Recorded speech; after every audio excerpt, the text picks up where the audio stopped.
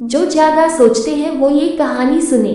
एक बार चीन के एक हिस्से में बहुत बड़ा मठ था, जहाँ लगभग 500 भिक्षु रहते थे। वो सभी अपने गुरु के मार्गदर्शन में खुद को जानने का अभ्यास कर रहे थे। एक दिन एक लड़का उस मठ में शिष्य बनने के लिए आया। उसने मास्टर से कहा, मास्टर, मैं खुद को जानना चाहता हूँ। मैं सच की तलाश कर रहा हूँ। मैं पता लगाना चाहता हूँ कि सच क्या है। मास्टर ने उसकी ओर देखा और कहा कि अगर तुम सच जानना चाहते हो तो तुम्हें अपना पूरा जीवन दांव पर लगाना होगा। सच को जानने में तुम्हारा पूरा जीवन लग सकता है, फिर भी इस बात की गारंटी नहीं है कि तुम्हें इस जीवन काल में सच का पता लगेगा या नहीं। क्या तुम इसके लिए तैयार हो? शिष्य ने कहा, मास्टर, मैं यहाँ पीछे मुड़ने के लिए नहीं आया हूँ। मैं इसके लिए तैयार हूँ। गुरु ने कहा, अगर ऐसा है तुम एक काम करो। इस मठ में 500 भिक्षु हैं। तुम उनके लिए चावल कूटने का काम करो। बस सुबह से शाम तक चावल कूटने का ही काम करो, और जब तुम थक जाओ तो सोने चले जाओ। फिर अगली सुबह उठकर चावल को कूटना शुरू कर दो। इसके अलावा कुछ और मत करना। किसी और चीज के बारे में मत सोचना। बस इस रास्ते पर चलते रहना और दोबारा मेरे पास मत आना। जरूरत पड़ने पर मैं खुद तुम्हारे पास आऊंगा। उस लड़के ने गुरु के आदेश का पालन करते हुए चावल कूटना शुरू कर दिया।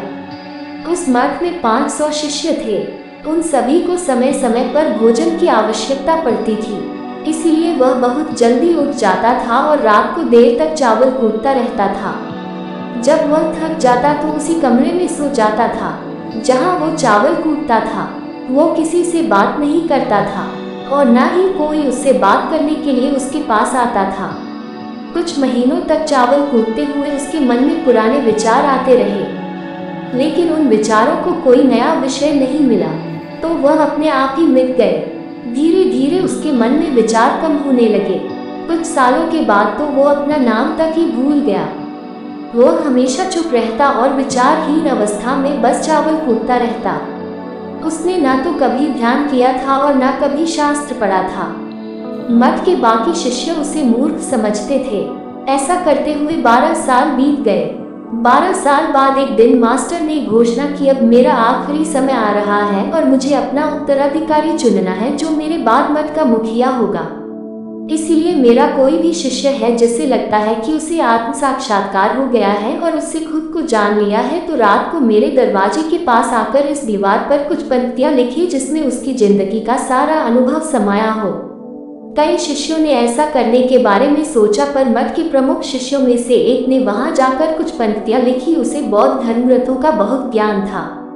सभी शिष्यों को लगता था कि वो इस मठ का उत्तराधिकारी बन सकता है। उसने लिखा था कि मन एक दर्पण की तरह है जिस पर विचारों और इच्छाओं की धूल जमा हो जाती है। इस धूल को हटाने के लिए ही ध्यान है। जिसकी धूल हट जाती है और मन का दर्पण साफ हो जाता है, वो मोक्ष को प्राप्त कर लेता है।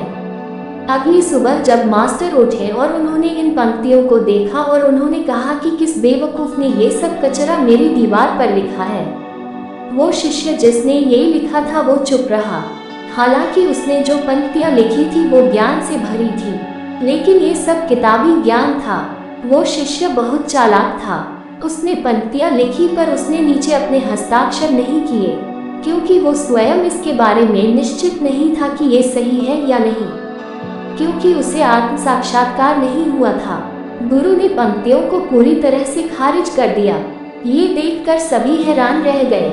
ये घटना पूरे मठ में चर्चा का विषय बन गई। इस विषय पर बात करते हुए 2 शिष्य उस शिष्य के पास से गुजरे जो 12 साल पहले यहाँ आया था और दिन रात चावल कूटता रहता था। दोनों की चर्चा सुनकर वह धीरे से हंस पड़ा। दोनों शिष्य ने उसे पूछा कि तुम क्यों हंस रहे हो? दोनों शिष्य की नज़र में ये चावल कूटने वाला तुच्छ ही भिक्षु था। किसी ने उसे ना तो कभी ध्यान करते हुए देखा था, ना ही कभी शास्त्र पढ़ते हुए। हर कोई उसे मूर्ख समझता था जो बस चावल को ही जानता था। उस मठ में बहुत बड़े बड़े विद्वान थे, लेकिन उस चावल कूटने वाले को किसी से कोई मतलब नहीं था। इसीलिए वह दोनों शिष्य उसे मुस्कुराता हुआ देखकर चकित रह गए। उन्होंने फिर उससे पूछा कि तुम क्यों हंस रहे हो?